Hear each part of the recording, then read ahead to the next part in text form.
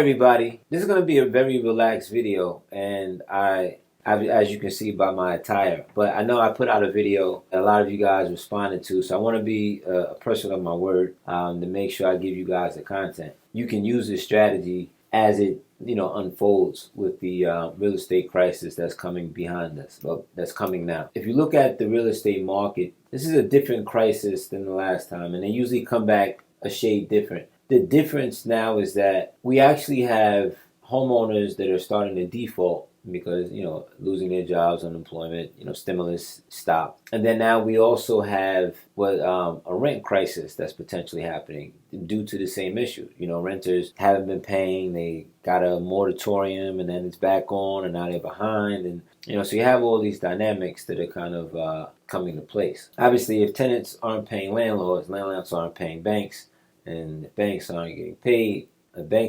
paid, then typically the municipalities aren't getting paid.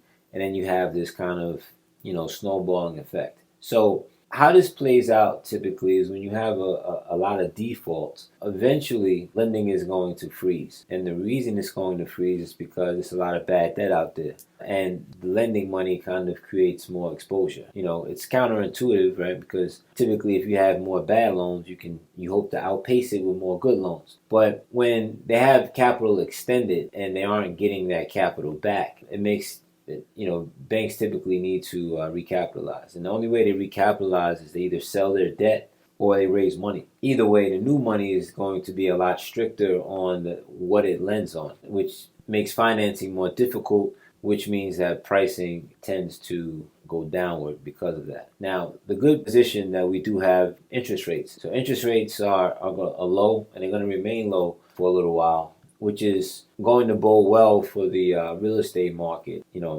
Low interest rates means that you can buy more houses. It's going to basically soften some of the blow of what these defaults are going to do. So let's talk about the strategy and how you can position yourself in order to take advantage of it. So once prices start to dip, people that have bought close to the top of the market, they're by default are going to be upside down. And I use the word default, but I mean, they're going to be upside down. And there's necessarily not any fault of theirs. It's just timing, right? They didn't pay attention to the timing of the market, and they bought at the top of the market. So if you buy here and the market drops here, you're now underwater. Now, if you buy a property, typically when properties drop, they typically drop faster than they climb. So it's not going to be a slow, gradual. It's usually boom, and then we kind of start coming up out of it. So typically the drops are going to be pretty drastic, pretty quick. Now, we don't know how deep it's going to be, but it's pretty quick. So the first thing you guys want to pay attention to is when the market drops. So when you start seeing or hearing the market is dropping, and it will because it has to, that's the first clue you kind of want to look for it, and then you can start implementing the strategy.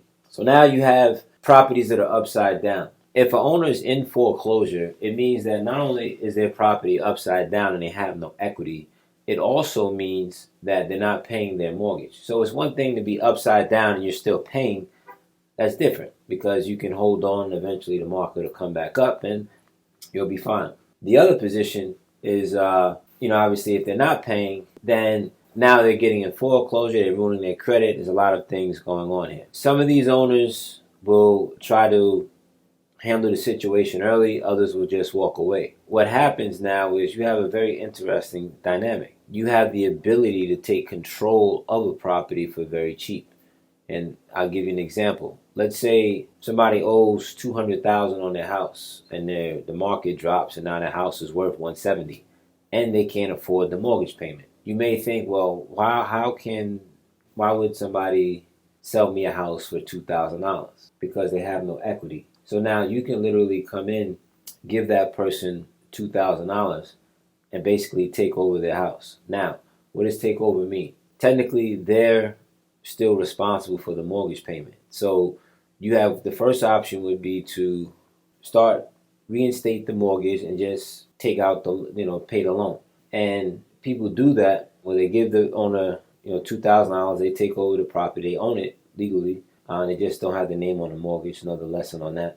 And now they're able to pay the mortgage and basically operate it like it's theirs. You also have the right to sell it that way too, if and when equity does come back. Or you can sell it to a third party and do a rent to own. You can rent it out and make a spread as long as the mortgage is getting paid. So that's the option. The second option is that you can actually do a short sale. So you can get a property in contract, and then you can hire a real estate agent to negotiate with the bank, and that's called a short sale. Whereas, sometimes the bank they realize that they're not going to get 200,000 that they loaned out on the property, so their best bet is to take 170 or even less if the property's needs repair or evictions. So now you get the bank to take a little less, and you can buy it at that particular point, or you can partner with an investor and let them do the deal and you participate, or you can wholesale the transaction, but potentially.